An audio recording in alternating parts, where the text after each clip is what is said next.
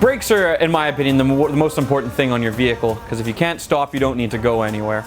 With every oil change, when a customer comes in, they get a 1-hour complimentary courtesy check of their vehicle.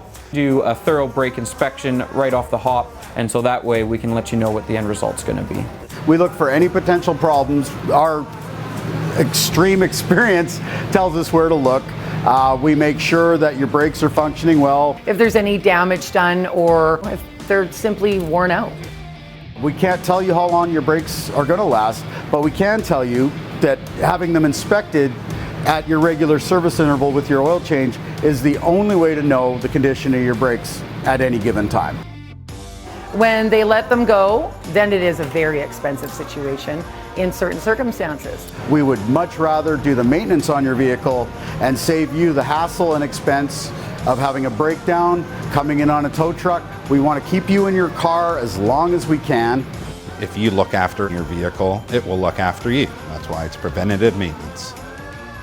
An absolute safety feature that needs to be dealt with on a regular maintenance basis to see where they're at. Bottom line is always safety.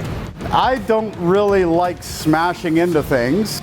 Being able to stop reliably and in a straight line is probably the most important thing you can have your car do.